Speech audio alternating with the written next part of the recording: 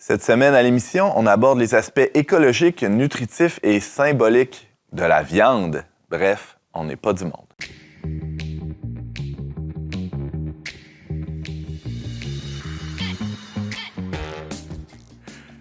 Bonjour à tous et bienvenue à votre magazine Foi et Culture. Ici Antoine Malenfant, votre animateur pour cet épisode consacré à un thème franchement étonnant, celui de la viande. Écoutez, on fait une émission par semaine. Il faut essayer de trouver... Pensez-vous qu'on va faire 1 heure là-dessus ou on va se mettre à parler d'autres choses après une demi-heure? Ah, facile, 1 heure. Facile, hein? Ouais, OK, ouais. Pascal est confiante. Pascal Bélanger, nutritionniste. Allô, Antoine? Oui, nutritionniste. Oui, de formation professionnelle. T'enseignes aussi dans le domaine. T'aimes ça, la viande? Oui, j'aime beaucoup la viande. Ah oui, OK. T'as le droit de Vraiment. dire ça, ouais. C'est pas... Mais pas j'aime péché pas dans ton que domaine. la viande, mais... Ah, OK. Mais oui, ça fait partie de notre alimentation, oui. OK. On a aussi autour de la table Ariane Blais-Lacombe. Allô, Antoine? Tu souris, t'as l'air comme d'attaque, là. Ben, moi, j'aime vraiment beaucoup ça, la viande. Là. J'ai d'ailleurs demandé, quand tu m'as invité, j'ai dit, tu veux pas inviter un vegan à la place? Puis t'as dit non. Fait que je suis là en tant que représentante des carnivores de ce monde. C'est un questionnement qu'on a eu. Hein? Ben, on a Marianne à la technique, là, dans la régie, qui est presque vegan. On se demandait si on invitait un végétarien ou un vegan là, sur le plateau pour parler de la viande, puis on s'est dit que ça allait peut-être créer un malaise si on voulait pas comme avoir quelqu'un qui devient blême puis qui se sent pas bien. Non, C'est mieux qu'elle tombe dans les pommes à la technique. Oui, c'est ça. Alors, peut-être comme avertissement là, pour les auditeurs, on va parler de viande, mais en fait, on va pas juste parler de steak dégoulinant, là, on va parler d'aspects symboliques. D'ailleurs, c'est pour ça qu'on a Jean-Philippe Marceau avec nous. Salut Jean-Philippe. Salut Antoine. La viande, toi, pour ou contre?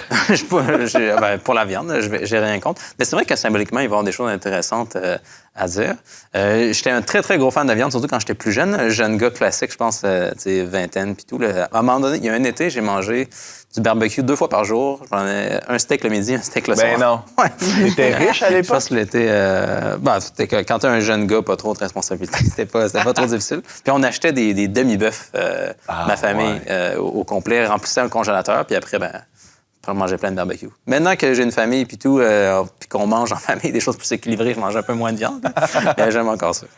Moi, j'ai la pièce de viande, pièce de viande des 3 accords en tête depuis qu'on prépare cet épisode-là. Vous connaissez la chanson? Non. C'est sur le premier album, Grand Champion International. J'invite les auditeurs à aller écouter ça. Pièce de viande, non? Ça vous dit rien? Bon, les 3 accords, groupe québécois qui fait de la musique un peu absurde. Bon, alors, si vous n'avez pas la ref, ça tombe à plat un peu. Alors, commençons tout de suite avec une question un peu tannante, là. Est-ce que c'est raisonnable de manger de la viande aujourd'hui? Il y a comme tout un discours. En fait, il y a 2 discours assez forts, là. Il y en a un que ça en devient même une identité, là. Il y a eu tout un débat, même en France, là, comme quoi manger du steak, c'est ça, être français, là.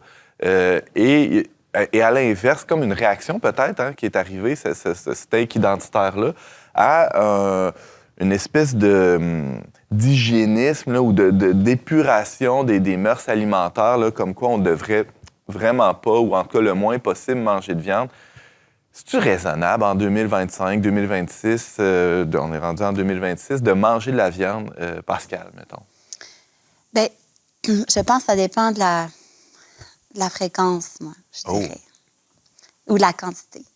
Parce que c'est vrai qu'on sait maintenant que l'élevage d'animaux, tout, c'est très énergivore. Ça demande beaucoup d'énergie pour nourrir ces bêtes. Mm-hmm. Puis, d'un point de vue, c'est ça. Donc, environnemental, on ne pourrait pas tous manger de la viande de façon importante puis y arriver, là, dans le sens, ça ne marcherait pas. Là. On n'arriverait tout simplement pas à nourrir assez de bêtes pour pouvoir après ça, nourrir de ces bêtes-là. Mm-hmm. Dans le sens, c'est sûr que de ce point de vue-là, d'en manger de façon importante, de faire, par exemple, une diète carnivore uniquement, comme certains l'encouragent. Là. J'ai vu des gens quand même très connus encourager ce genre de diète. Moi, jamais je vais endosser ça parce que je pense pas qu'on peut, de façon générale, arriver à ça. Puis je pense pas non plus que c'est nécessaire puis bon, là. Mais oui, ça peut être raisonnable d'en manger, mais après ça, est-ce que c'est obligé, on est obligé d'en prendre à chaque jour? Je pense pas. nutritivement, on n'est pas obligé Non. d'en prendre. OK, c'est ce que j'entends. Non, Parce que moi, je c'est ça. pensais que je devais absolument manger de la viande chaque Non, Ah c'est pas nécessaire.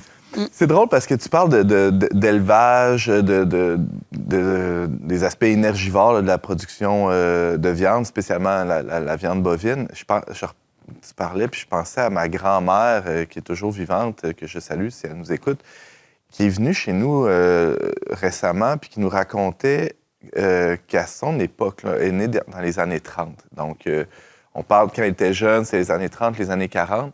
Il y avait de la viande tous les jours à table.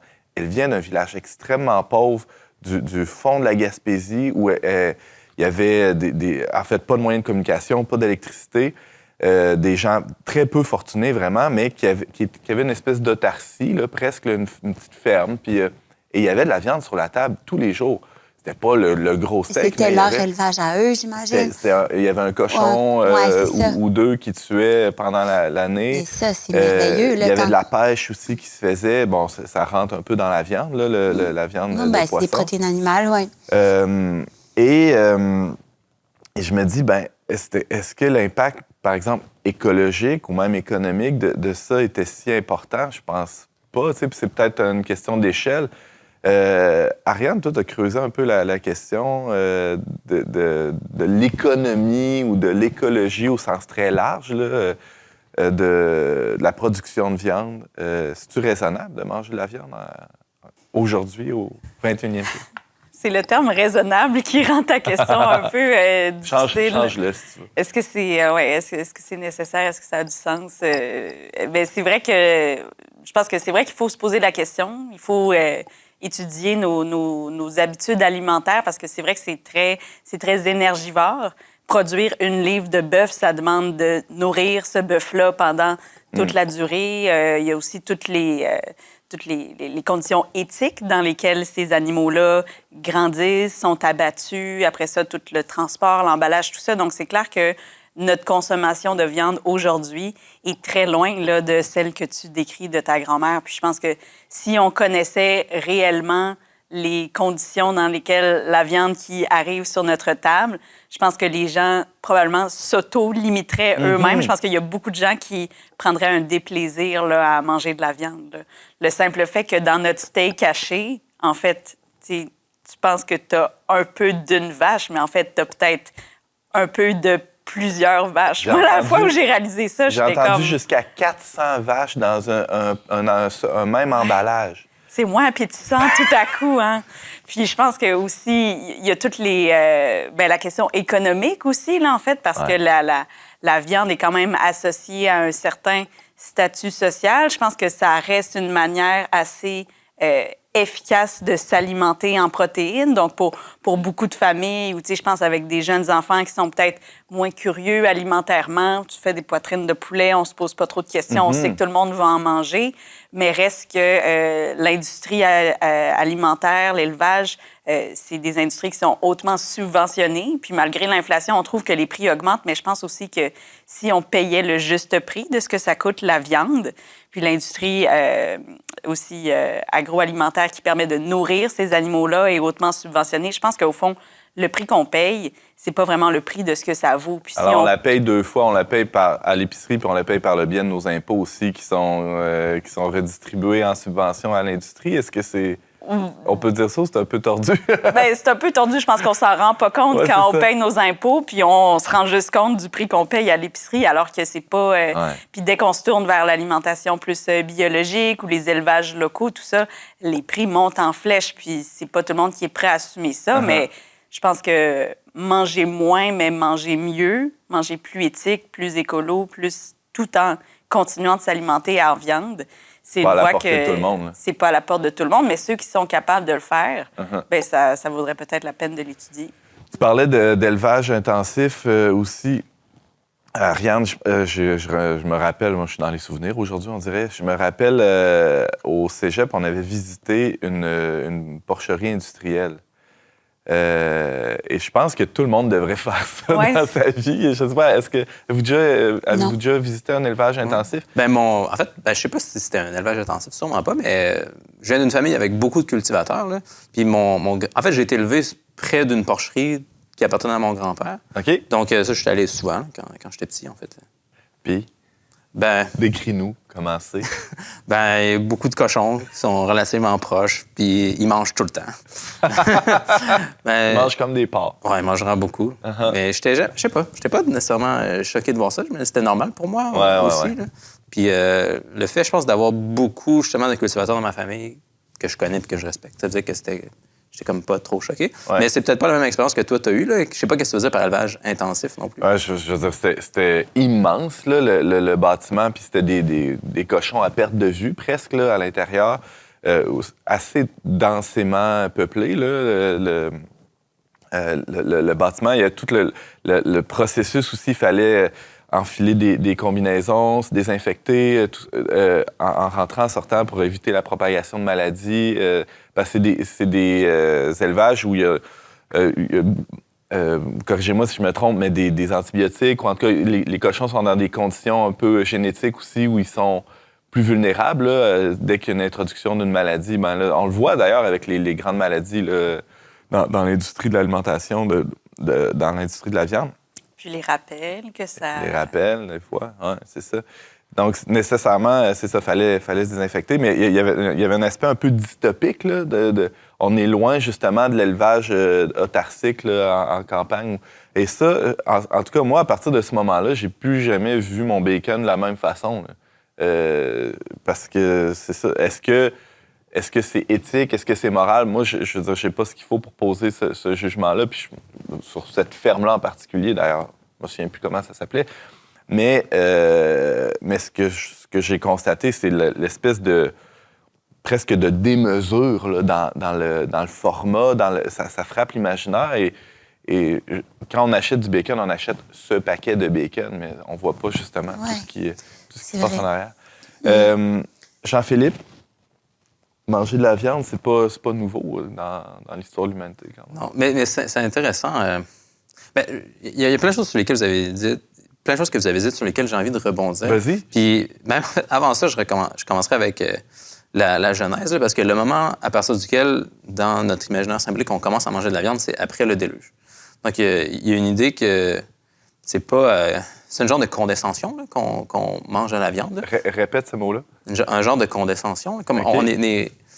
C'est comme Dieu nous permet de faire ça parce qu'on vit dans un monde où c'est nécessaire. L'idée de base, là, c'est pour ça que j'ai envie de revenir un peu par le passé puis même parler de nutrition, là, où ta famille, par exemple, en Gaspésie à l'époque, il aurait sûrement eu de la misère à bien manger l'hiver s'il n'y avait pas eu ça. Je me rappelle, je parlais à mes grands-parents qui disent que nous, l'hiver, on n'avait pas de légumes. L'hiver, ils mangeaient comme des patates puis de la viande. Ouais. Puis avec ça, il était en santé. Là, quand même, il était correct. Mais s'il n'y avait pas eu de viande pendant l'hiver puis il avait essayé de manger d'autres choses... C'était plus une nécessité qu'un choix, peut-être. Là. C'est ça. Puis même encore aujourd'hui, je pense qu'il y a beaucoup de situations où, pour beaucoup de personnes, ça serait dur d'être en bonne santé sans manger de viande. Il y a plein de gens, je pense, ils vont être corrects, mais mettons un exemple, mettons mon épouse qui était enceinte, il fallait qu'elle prenne du poids, puis à cause de difficultés digestives, il fallait qu'elle prenne un régime où toute la nourriture qu'elle mangeait était comme le plus dense possible en nutriments puis en calories. Puis ça aurait été quand même dur à prendre sans viande rouge. Prenez même pas de viande blanche pour vous donner une idée, parce que c'est pas assez riche. Pas assez dense. C'est ça.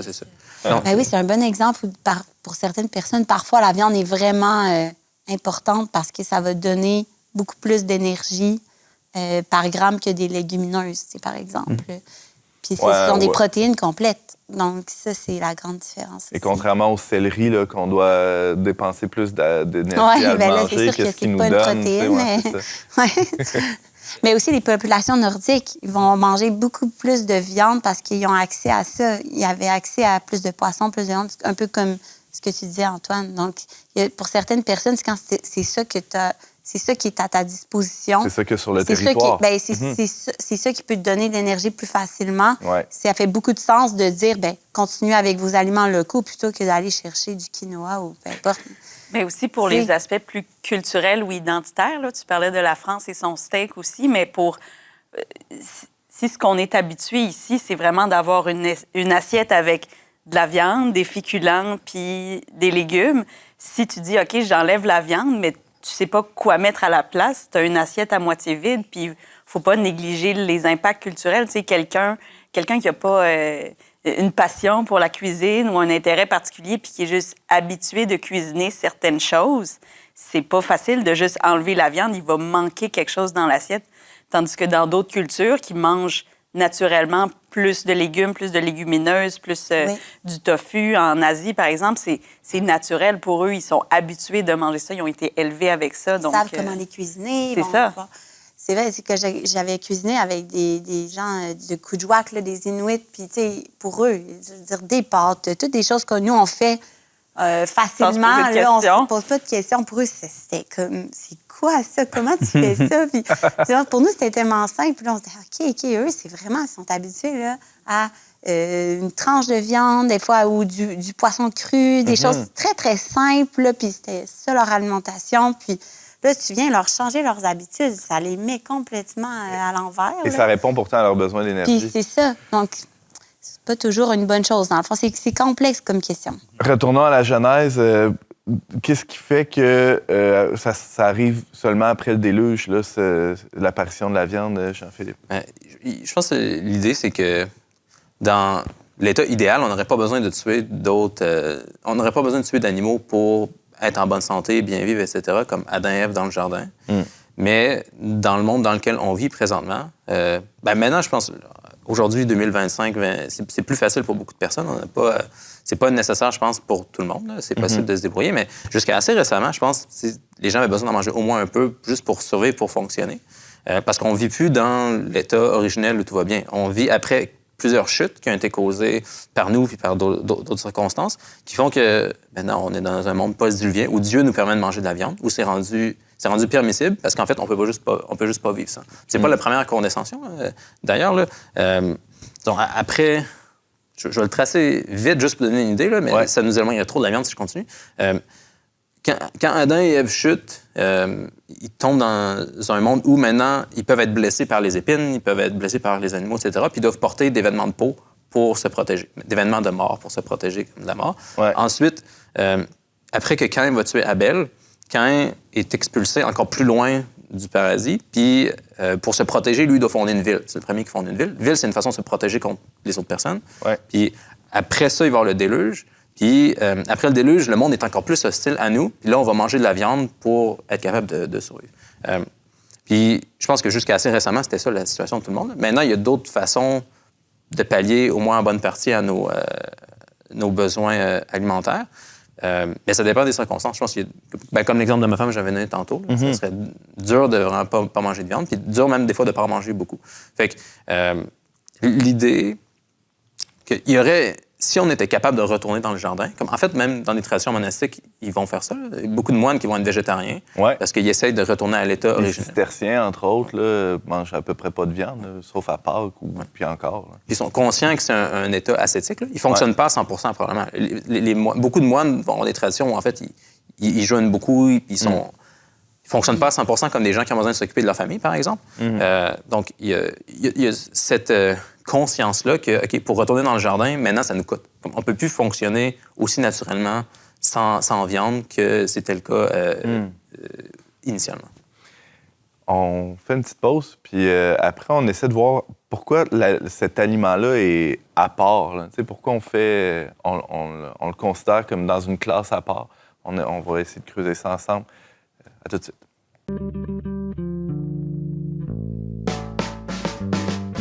On n'est pas du monde est une émission produite par l'équipe du magazine Le Verbe. Pour vous abonner gratuitement et recevoir 8 numéros par année, visitez leverbe.com/abonnement.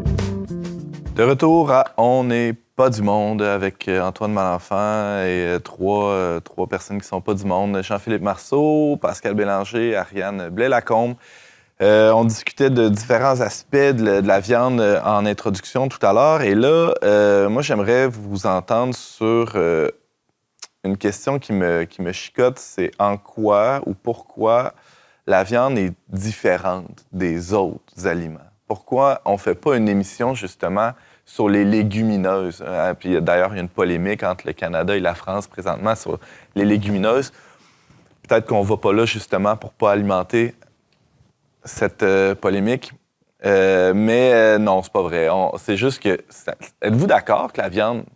Est-ce que mon postulat de base est bon? Est-ce que c'est plus polémique? Est-ce que la viande, c'est quelque à chose part. de différent des autres aliments? Pascal, nutritivement, mettons. Oui, dans le sens où ça donne beaucoup de... La viande, par exemple, si je pense à, mettons, un braisé de bœuf, une côte d'agneau, peu importe, c'est non seulement, oui, riche en protéines, mais c'est aussi beaucoup de gras, de saveurs. C'est associé à la fête. Ah, C'est, tu sais, dans les textes bibliques, quand c'est la fête, on tue le veau gras.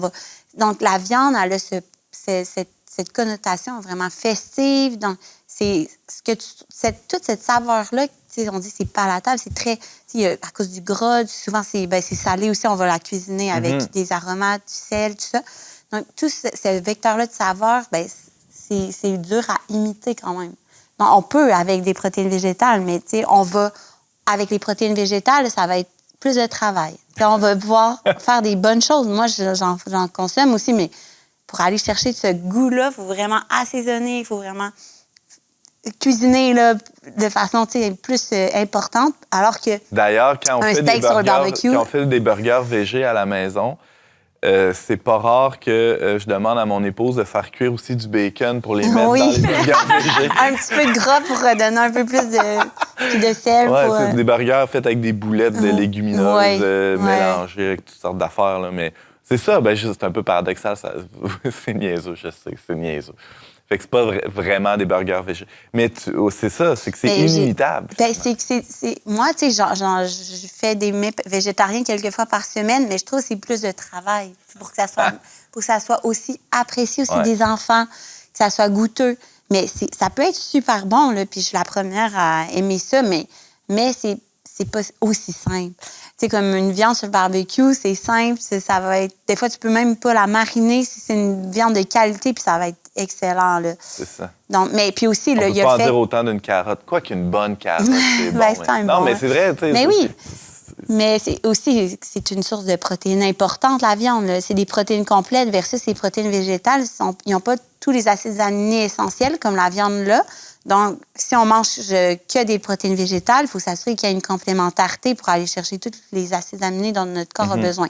Donc, la viande, elle a cette facilité-là aussi, au niveau nutritif, elle comble plus rapidement nos besoins en termes de protéines. D'un point de vue socio-économique, la viande a une place à part aussi dans l'industrie alimentaire, Ariane. C'est ça, j'écoutais Pascal, puis je trouvais que c'était... Tu as nommé, en fait, tous les côtés positifs sur lesquels la viande se distingue. C'est vrai que c'est délicieux et inimitable, mais aussi la viande, on a évoqué un petit peu les questions éthiques, puis je pense que c'est surtout là-dessus que la viande se distingue. Là. Si Laurence Godin-Tremblay était là, elle pourrait nous parler des catégories d'Aristote sur les différents types de vivants. Quoique Jean-Philippe, peut-être tu voudras t'aventurer là-dessus. Mais quand tu tires ta carotte de terre, tu te questionnes pas sur le mal que tu lui fais, tandis que pour les animaux, il y a quand même une plus grande proximité avec l'être humain. Fait que c'est clair qu'on doit se poser des questions sur leurs conditions de vie, sur les conditions d'abattage et tout ça. Mais la viande a aussi, dans la perception sociale qu'on a de la viande, c'est quand même c'est associé à un certain statut, en fait, parce que ça a toujours demandé plus de ressources, d'élever des animaux, de les abattre, de les manger. Donc, c'est aussi différent parce que des patates, tout le monde en mange des patates, les pauvres mangent des patates, tandis que la viande, ça a souvent été réservé aussi plus aux personnes plus fortunées. Donc, en ce sens-là aussi, la viande est plus un aliment qui permet de se distinguer socialement. Ou sinon, quand on ne pouvait pas en avoir tout le temps, mais comme tu dis, on le gardait pour les fêtes, on le gardait pour les occasions spéciales, tandis que manger de la viande tout le temps ou en avoir beaucoup, pouvoir en servir à ses invités, clairement, ça fait que la viande se distingue des fruits, des légumes et des féculents. C'est intéressant parce que, comme Jean-Philippe, il y a quelques instants, nous parlait de la viande, en fait, du paradis terrestre, là, du Jardin d'Éden, comme étant un lieu où c'était pas vraiment nécessaire de manger de la viande. Mais là, on associe la viande à la fête. Il y a un paradoxe, là, non? C'est intéressant, c'est un bon point. J'ai pas pensé tant que ça. C'est assez du paradoxe. Disons, peut-être pour parler plus de la fête un peu, là, une des raisons dont ça va se passer, les fêtes où on mange de la viande, là, d'habitude, c'est associé à un sacrifice. Donc, Ça, c'est aussi, je pense, un des... Ça touche à d'autres choses dont on a parlé. Là, j'essaie de pas trop m'égarer, mais dans... Égare-toi, on te donne la permission. Parce que aujourd'hui, quand les gens bénissent pas leur repas, ils sont déconnectés du but de la nourriture. Puis, de l'autre côté, on est aussi déconnecté d'où vient notre nourriture à la base. On est plus déconnecté Développe qu'avant. un peu. Qu'est-ce que tu veux dire par là? Si on se replace, disons, en tes grands-parents à Gaspésie, là, qui ont fait grandir eux-mêmes leurs animaux, qui les abattent eux-mêmes, ils savent d'où vient la nourriture. Ma grand-mère se souvient encore, 90 ans plus tard, le son que fait le cochon quand il se fait saigner. Alors, ça l'a marqué. Non, c'est très concret. Oui, c'est très concret. Puis, tu sais, dans la vaste majorité de l'expérience humaine sur la Terre, c'était ça pour tout le monde. Les gens étaient conscients d'où venait leur nourriture. La plupart des gens étaient conscients, avaient vu, peut-être, avaient souvent fait ça eux-mêmes. Puis aussi... Connaissait le nom de l'animal. C'est le nom de l'animal. Gertrude la vache. Dans la vaste majorité des peuples aussi, manger, c'était un acte religieux, comme tout le temps, au moins un petit peu. C'était pas juste la viande, d'ailleurs. Là. Dans beaucoup de cultures moyen-orientales autour des Israélites, à l'époque de l'Ancien Testament, par exemple, les gens faisaient des sacrifices végétaux. Donc, des genres de petits pains, mettaient de l'huile, puis ils faisaient brûler. Puis ce genre de choses-là, c'était très, très commun. Mais d'habitude, les sacrifices, c'était aussi des repas. Donc, t'apportais, disons, de la viande, puis t'en brûlais une partie qui montait vers le ciel, comme elle monte vers Dieu. Donc, t'es conscient que t'offres de ce que... Souvent, c'était le meilleur, d'ailleurs, que t'offres. T'offres le meilleur à Dieu. Puis ensuite, il en restait aussi pour les hommes autour, les femmes, les enfants qui mangeaient. Donc, c'était une fête, mais avec Dieu. Puis ça a l'effet de souder les gens ensemble, puis les gens avec Dieu aussi. Donc, manger de la viande, la fête, mais même manger en général, c'était ça aussi. Puis il y avait une hiérarchie là-dedans. Donc, des fois, il y a des fêtes plus spéciales, plus importantes, comme, je sais pas, la Pâque juive, par exemple, que tu célèbres une fois par année, où là, c'est disons, le sommet des repas de l'année où tu es le plus proche de Dieu, où les gens sont plus proches ensemble. 1 million de Juifs à Jérusalem, par exemple, qui célèbrent ça ensemble. Mais après ça, à chaque repas que tu fais, tu bénis aussi ton repas. Puis, les gens deviennent des petites Pâques, là, ou disons des petits...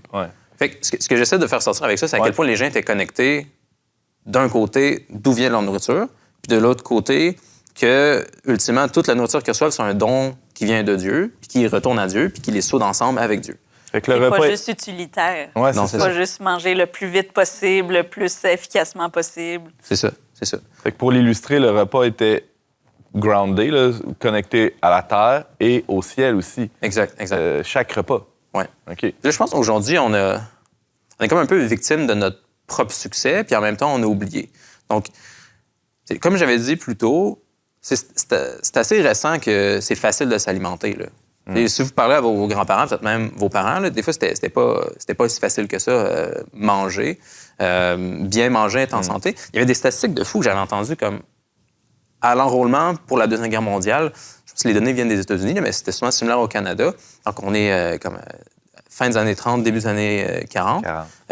Les gens qui s'enrôlaient dans l'armée, je pense que le tiers ou la moitié avaient des signes de malnutrition. Donc, ça n'est même pas il y a un siècle, puis plein de gens étaient mal nourris. Donc, je comprends tout à fait pourquoi les gens devaient manger de la viande, puis pourquoi, après ça, quand on a industrialisé l'agriculture, des fois, c'est fait peut-être au détriment des animaux, mais plein de gens étaient mal nourris. Là. Je comprends pourquoi les gens poussaient. Là. Puis là, on a comme un peu été victime de notre succès. En industrialisant, on a, d'un, les gens ont perdu contact justement avec le sol d'où vient la nourriture. Puis aussi, on est peut-être arrivé à un point où on n'a plus besoin de pousser aussi fort, disons. On a des problèmes d'obésité infantile puis de diabète répandu. On est peut-être trop surnourris maintenant. C'est ça. Maintenant, je pense que l'enjeu, c'est de se rappeler que quand c'est la fête tous les jours, c'est plus la fête. Là. Quand tu manges tous les jours des viandes grasses et savoureuses, tu manges tous les jours du bacon. C'est plus spécial, le bacon, c'est plus spécial, la côte d'agneau, le bœuf. Donc, c'est un petit mardi. Il faut revenir à... Maintenant, c'est plus dans l'autre sens. Il faut revenir, comme disait Ariane, il faut faire attention aux apports excessifs. Malheureusement, c'est souvent fréquent. Écoutez, on peut prendre une petite pause, puis on revient après la pause pour continuer cette discussion.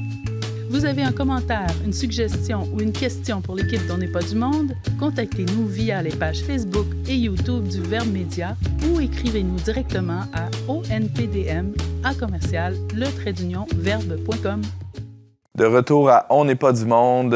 Ici Antoine Malenfant. Je suis toujours très bien accompagné de mes 3 carnivores, Ariane, Pascal et Jean-Philippe. On parlait juste avant un peu de la place de la viande, la place symbolique de la viande, le fait que c'est un mets ou un aliment qui est associé à la fête.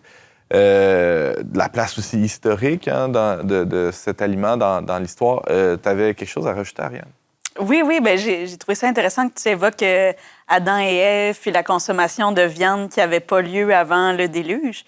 Parce que souvent, quand on pense au fait que les êtres humains mangent la viande, un argument qui est avancé, bien, c'est on en a toujours mangé, l'être humain est omnivore, dès la préhistoire, on chassait. Donc, c'est clair qu'on est fait pour manger de la viande, mais il y a aussi des recherches de plus en plus qui indiquent qu'on n'est peut-être pas aussi carnivore qu'on le pense, que nos ancêtres, il y a très, très, très longtemps, mangeaient aussi beaucoup de légumes, de graines, de noix. Puis, en fait, ça, avec les dépouilles qu'on trouve, les ossements, ils sont maintenant capables d'aller analyser dans les dents. les restants de ou viande. Dans les Écoute, dents, sûrement. je sais pas exactement, mais tu sais, la forme des dents, puis en tout cas, c'est une science qui se développe beaucoup, puis c'est fou tout ce qu'on est capable de connaître, parce qu'évidemment, on peut pas les voir comme tels. Il y a plein de choses qu'on sait pas, mais plus on en sait sur leur alimentation, on se rend compte qu'il y avait peut-être des régimes plus équilibrés ou plus végétariens que ce qu'on pensait. Ah ouais. Donc, ça vient quand même défaire un peu l'image qu'on a là, des hommes préhistoriques qui sont tout le temps en train de chasser puis qui s'alimentent essentiellement. Ça dépend beaucoup si t'es nomade ou sédentaire, là. Je veux dire aussi, là, vraiment. Et là, aujourd'hui, on est pas mal sédentaire. On va se le dire. Qu'est-ce qu'il faut faire? Il faut s'activer un peu plus pour continuer de manger de la viande, Pascal? Ben oui, c'est sûr que s'activer, c'est jamais mauvais, là. La plupart d'entre nous, on bouge pas assez, c'est sûr. Mais aussi, je pense que c'est de remettre la viande à sa place, comme on a dit tantôt. Donc, ça veut dire de ne pas en manger nécessairement tous les jours, de varier les sortes de protéines qu'on mange. Moi, personnellement, j'aime bien, à chaque semaine, qu'il y ait quand même un repas au moins dans la semaine végétarien. C'est un minimum, là. Je pense que ça peut être plus que ça, là, mais un minimum pour que, au fond, ça soit spécial. Là. Quand c'est dimanche ou une autre journée, on a de la visite, on sert une viande qui coûte plus cher aussi, qui est plus de qualité, puis on va l'apprécier davantage. Oui, mais là, toi, tes enfants sont jeunes. Là. Moi, j'ai des grands ados. Oui. Je veux pas qu'ils aillent piger dans le frigo 2 heures après le souper. Là. C'est un bon point. Mais c'est vrai, ça, ce que tu dis, Antoine, mais c'est quand même possible d'avoir un repas complet avec des protéines végétales. C'est sûr que si tu manges, par exemple, juste, je sais pas, un tofu avec des légumes, tu sais, ça va être incomplet, là, parce qu'il faut l'accompagner d'un grain céréalier pour aller avoir toutes les protéines, puis que ça soit aussi plus calorique, plus énergique. Donc, tu sais, par exemple, un chili, mettons, végétarien, ben, tu sais, de le servir avec soit des pains nan ou du fromage pour accompagner, qu'il y ait aussi un peu plus de gras, un peu plus d'énergie, ou, je sais pas, des croustilles de maïs. Donc, il y a d'autres sources de protéines dans le repas. Des œufs, du fromage. Exact. Donc, ça demande un peu plus, des fois, de travail, penser à tout ça, mais ça vaut quand même la peine.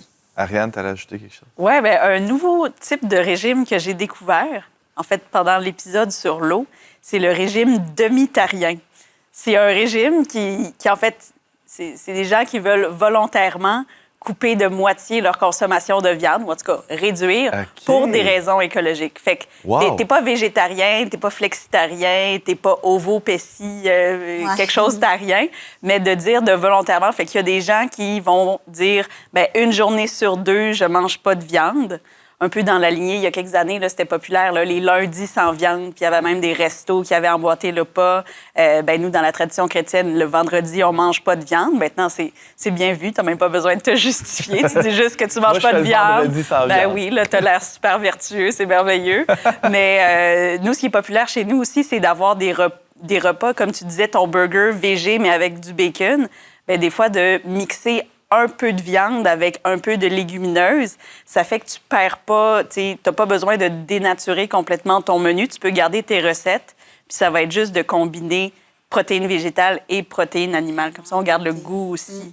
Ça donne la saveur, tu sais, la viande va donner la C'est saveur ça. beaucoup, puis ça fait aussi que c'est moins coûteux, là, faire ce genre de recettes-là. Plus économique. Oui. Ça passe mieux auprès des enfants aussi. Ah, Chez ok. nous, les tacos avec des haricots noirs puis de la viande hachée, ça marche super bien. Ou un mijoté à la marocaine avec des pois chiches, poulet, merguez. On peut équilibrer C'est ça. un peu, puis on n'a pas besoin, même pour nourrir une grande famille ou quand on reçoit de la visite, pas besoin d'acheter 3 kilos de viande. C'est ça, parce On que équilibre. des quantités là, qui sont, à un moment donné, qui paraissent. Là. C'est intéressant, Ariane, que tu soulèves le fait du jeûne de viande, là, de l'abstinence de viande le vendredi. J'allais me tromper de jour. Parce que ça aussi, d'un point de vue symbolique, c'est intéressant. Il n'y a pas un autre paradoxe, là, je te lance avec ça, Jean-Philippe, lié au fait que le vendredi, c'est le jour où l'agneau est immolé, puis et pourtant, c'est le jour où l'agneau étant le Christ là, qui est sacrifié. Et pourtant, c'est le jour où nous, on s'abstient de consommer de la viande. Il n'y a pas un paradoxe. L'idée du jeûne, c'est vraiment intéressant en général. Là. Je soupçonne d'ailleurs que une des grosses impulsions morales fortes derrière tout le moment vegan, c'est ça, c'est un désir d'ascétisme, là. Ouais. Parce que dans notre culture, il n'y en a plus beaucoup. Fait que j'avais jamais entendu le demi-tarisme, là, mais ça me rappelle vraiment ça. Là, où, OK, on va jeûner la moitié du temps. Je pense que c'est un instinct humain normal, sain quand même, là, de vouloir couper. Des fois, on célèbre, mais des fois, on coupe à la place. Ouais. Puis après ça, pour le jeûne, d'ailleurs, c'était pas juste le vendredi, c'est aussi des périodes comme... ça dépend dans les traditions, c'est pas toujours si intense, mais avant, les gens mangeaient pas de viande pendant à peu près toute la période avant Pâques, Du carême. du carême. Puis aussi l'avant, avant Noël. Puis il y a des traditions chrétiennes encore aujourd'hui, les chrétiens orientaux, où si tu regardes leur calendrier de jeûne, c'est vraiment plus que ça. Là. C'est pratiquement la moitié des journées de l'année qu'il y a au moins quelque chose Ils sont que tu coupes. demi-tariens, finalement. Moi, pratiquement demi-tarien, mais sur un calendrier spécifique qui s'insère dans la liturgie. Ouais. Donc, je pense que c'est un instinct normal Puis, c'est que après ça, tu vas plus apprécier quand tu vas célébrer pour vrai.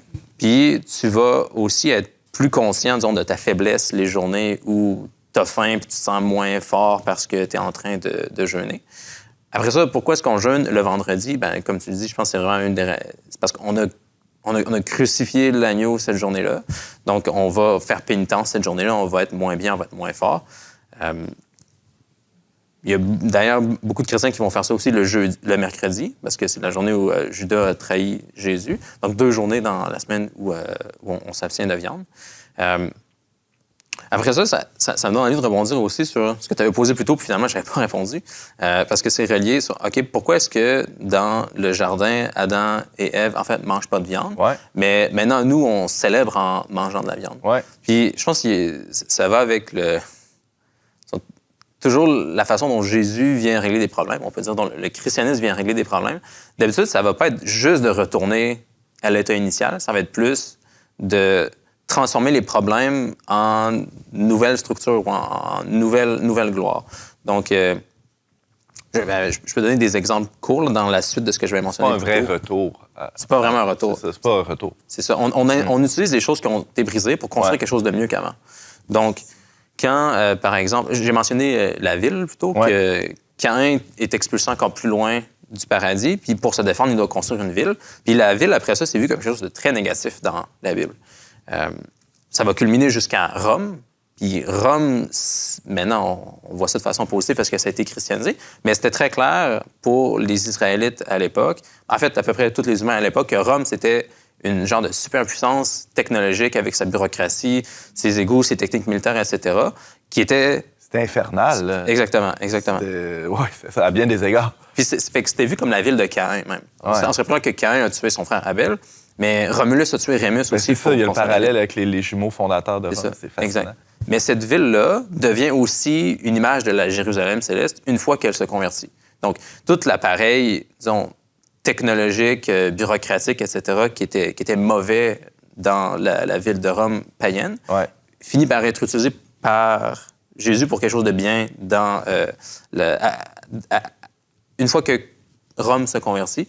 Donc, ça va être un peu la même chose avec la viande, à mon avis, là, où on peut même aller carrément au sacrifice de l'agneau, le sacrifice de Jésus. Oui, je voulais qu'on aille là. Il nous reste encore quelques minutes, là, vas-y. Donc, ça, c'était quelque chose de complètement négatif, évidemment, le Vendredi saint. C'est mauvais qu'on ait tué Jésus, mais ça va être transformé après ça en quelque chose de positif à Pâques. Puis, on peut même mentionner aussi la dernière scène le jeudi soir, là, où, en prévision de ce qui allait se passer, du sacrifice de l'agneau, nous, on participe, en fait, de façon positive à ça avec l'Eucharistie. Mais c'est les deux. C'est comme, d'un côté, on fait quelque chose de mauvais parce qu'on sait qu'on participe au meurtre de Jésus la journée suivante, le vendredi, mais on participe aussi au repas festif de la Pâque parce que c'est ça qui va nous libérer du mal ensuite. Donc, il y a souvent ce genre de dualité-là dans le symbolisme biblique, là, où donc, quelque chose peut commencer mal puis être transformé en quelque chose de bien ensuite. Puis je pense que c'est ça qui se passe avec la viande, entre autres. Donc, c'était une condescension initialement, qu'on doit manger de la viande à cause du monde dans lequel on vit. Ouais. Puis ça finit par être tourné en quelque chose de bon. D'ailleurs, pas juste là je pense déjà, le fait d'offrir des sacrifices d'animaux, c'était quelque chose de positif, parce que ça aussi, il faut le rappeler, puis c'était connu dans la plupart des civilisations anciennes, mais les gens, dans toutes les grosses civilisations anciennes, tu peux voir ça anthropologiquement, ils sacrifient des humains. À un moment donné, là, c'est comme un stade de civilisation où les gens sacrifient des humains. Il y a des raisons anthropologiques intéressantes, je ne suis pas sûr qu'on a le temps d'aller là, mais à un moment donné, il y a eu une révélation. Puis dans la Bible, c'est avec l'histoire d'Abraham qui doit immoler son fils Isaac, parce que tous les peuples autour faisaient ça, sacrifier leurs enfants. Abraham, à un moment donné, il pensait qu'il devait faire ça aussi. D'ailleurs, c'est possible de lire l'hébreu de façon où c'était pas clair que Dieu disait à Abraham d'aller sur la montagne ou de sacrifier son fils Isaac. Mais en allant sur la montagne, il supposait qu'il allait immoler son fils parce que c'est ça que tout le monde faisait autour. Il a déduit que c'était ça la commande. Mais finalement, on sait comment l'histoire se termine. Une fois qu'il arrive au sommet de la montagne, Dieu va substituer un animal. Donc, il va tuer l'animal, le brûler, une partie de la viande va à Dieu, une partie de la viande va à Abraham, il la mange, il est en communion avec Dieu. Donc, déjà là, il y avait quelque chose qui était initialement une conséquence de la chute, une conséquence du déluge qu'on mange la viande. Mais là, ça va être utilisé pour faire quelque chose de bien, pour éviter le sacrifice humain que toutes les civilisations ont fait à un moment donné. L'agneau qui remplace... en fait, c'est pas un agneau, c'est un bouc ou un bélier là, qui est pogné dans les branches, là, qui remplace Isaac. Évidemment, ça fait aussi référence au Christ là, qui prend sur lui le péché du monde puis qui devient l'agneau immolé. Pourquoi on mange pas un morceau d'agneau à l'Eucharistie à la place du pain? Ça aurait pu, je sais pas, c'est la première fois que je me pose cette question. Ouais, c'est une bonne question. Ça aurait pu être ça, non? C'est végé, dans le fond, l'Eucharistie? C'est les deux. C'est les deux. Parce que c'est encore là de régler un problème de dualité qui était apparu, parce que le sacrifice végétal, c'est le sacrifice d'Abel. Puis, donc, le pain puis le vin, d'un côté, c'est un sacrifice végétal. Mais si c'est aussi un sacrifice animal, donc la chair et le sang de Jésus, là, c'est aussi le sacrifice de Caïn. Donc, c'est que l'Eucharistie vient régler le problème des sacrifices de Caïn et Abel. Wow!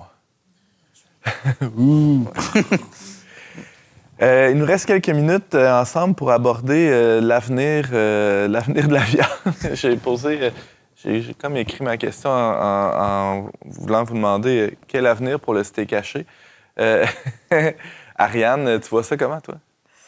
Dans tes petites notes, tu avais la question de la viande faite en laboratoire. Tu voulais pas aller là? Ah ouais, donc? OK, parce que tantôt, quand on parlait de ta grand-mère, on en a parlé beaucoup finalement dans cet épisode, mais de la production locale à la production industrielle de viande, à peut-être éventuellement la production en laboratoire de viande. Écoute, j'ai pas creusé la question pendant des heures, mais mon gut feeling, c'est qu'on s'éloigne de la nature, puis j'ai l'impression qu'on réglera pas nécessairement de problème en allant dans cette direction-là, qu'on essaye de patcher des trous pour garder probablement une consommation trop élevé de viande, d'un désir peut-être un peu dénaturé. Puis donc, que la solution passe pas par... C'est une solution qui va comme régler le problème par après plutôt que s'attaquer aux causes, d'aller plutôt dans la réduction, plus de production locale, plus de production éthique, puis peut-être de réduire, là, comme on parlait, là, peut-être pas de devenir vegan du jour au lendemain, peut-être d'essayer d'adopter le régime demi-tarien ou, comme tu disais, de s'abstenir de viande une journée par semaine. À la quantité de gens qu'on est, si ne serait-ce que tout le monde fait quelques repas sans viande par semaine, je pense que ça peut avoir un impact suffisant là, pour ne pas avoir besoin d'aller vers la viande produite en laboratoire. Pascal? Oui, puis en fait, on a cette idée, je trouve, assez répandue qu'il faut des énormes quantités de viande par repas pour combler ses besoins. Et encore, mes étudiants m'en reparlaient. Ah, bien, on a tellement besoin de protéines, madame. Puis en fait, quand on regarde vraiment nos besoins en protéines, ils ne sont pas si élevés que ce que les gens sur les médias sociaux veulent nous faire croire, là. Donc, c'est pour ça que l'assiette équilibrée, c'est un quart de l'assiette avec des aliments protéinés, un quart avec des grains complets, des grains entiers, puis la demi de l'assiette de fruits et légumes. Donc, si on respecte ces proportions-là, peu importe c'est quoi notre appétit puis nos besoins, hein, si je fais beaucoup d'activités physiques, bien, ça va être des plus grosses assiettes. Si je suis plus grand, plus costaud, ça va être des plus grandes assiettes. Mais si je respecte ces proportions-là, donc un quart d'aliments protéinés dans l'assiette, c'est pas des énormes quantités, c'est pas 8 onces de viande là, qui me sont nécessaires. Donc, je peux en manger moins, puis aller chercher un peu plus de qualité, justement, puis arriver finalement à avoir dans le fond, des achats hebdomadaires qui sont plus raisonnables en termes de viande pour mon ménage ou pour moi si j'habite seule. Donc, je pense que de remettre un peu ça à la bonne place, ça peut vraiment être important, là. On parlait des aspects un peu sociaux aussi de l'alimentation, que manger, Ariane, tu disais, c'est pas juste avoir des nutriments qui rentrent en nous. Il y a un aspect... Est-ce que ça se peut, selon vous, faire une fête sans viande?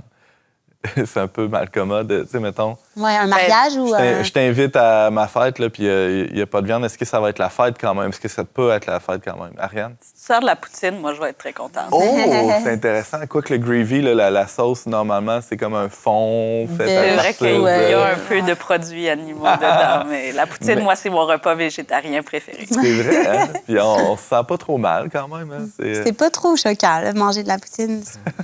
Ou même de pizza au fromage. Oui. C'est J'avoue, vrai. c'est pas végétalien, mais il y a de la protéine qui vient du lait, mais quand même, c'est vraiment. On peut il y a pas de compenser viande. avec du gras puis du sucre pour remplacer la viande Ouais, puis c'est rester ça. festif. Il y a des personnes qui n'aiment pas non plus la texture de la viande, le goût de la viande, surtout des fois des personnes plus âgées. Puis pour eux, c'est plus la fête, là, manger une poitrine de poulet ou un steak. Ils n'aiment pas ça le mastiquer. Puis, donc oui, il y a sûrement moyen de Puis on trouver n'a quelque pas chose qui fait plaisir. on n'a pas parlé du poisson puis des produits de la mer là, qui techniquement sont pas de la viande, mais qui restent, qui anciennement étaient perçus comme des repas de pauvres, là, des repas facilement accessibles, là. C'est pour ça que la viande, le poisson le vendredi est permis pour les chrétiens, mais en fait, de nos jours, c'est rendu en fait des produits de luxe. Là. Si je mange des sushis, si tu sors des sushis à ta fête, C'est vrai. ça aussi, je vais être très contente.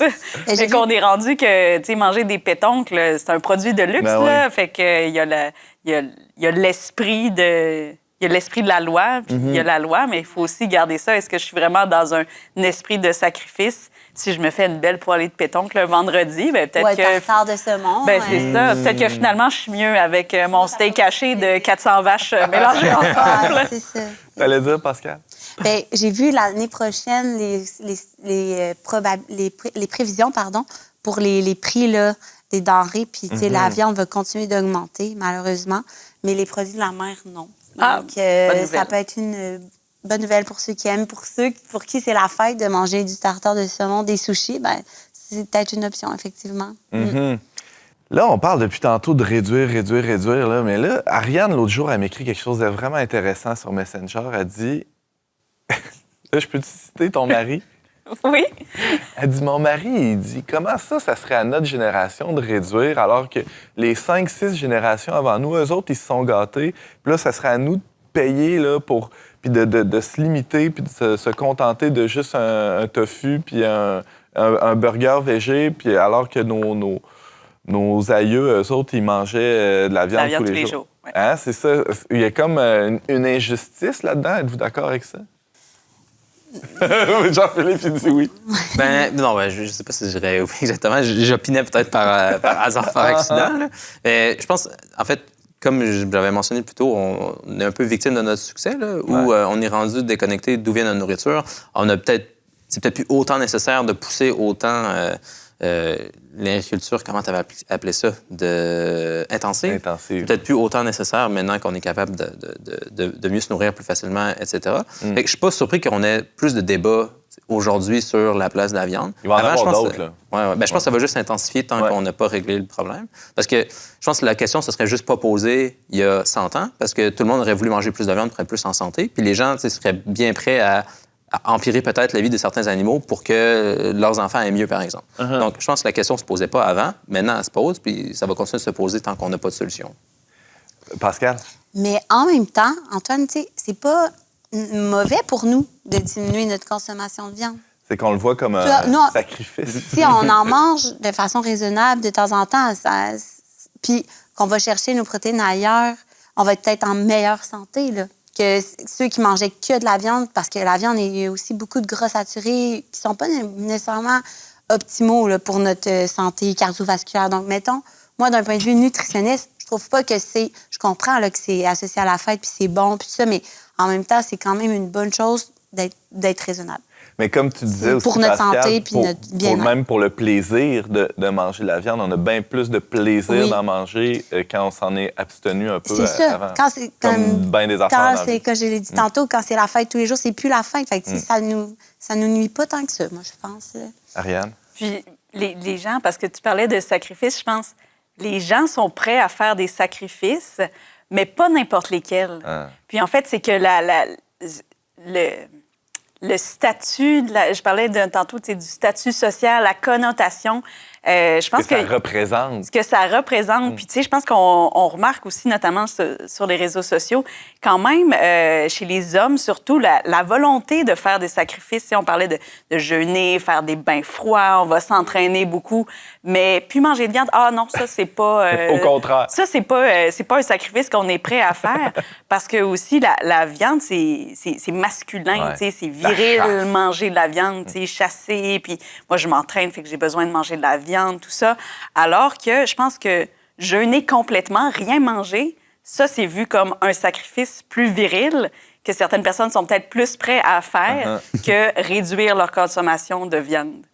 Et l'exemple de Jean-Philippe, tantôt, qui nous parlait de son épouse qui avait besoin de manger de la viande, tu sais, c'est ça vient un peu éclater ces idées-là qu'on a, que la viande, c'est les hommes, puis les légumes, puis les fruits, c'est pour les madames. Tu sais, on reste avec des espèces de stéréotypes.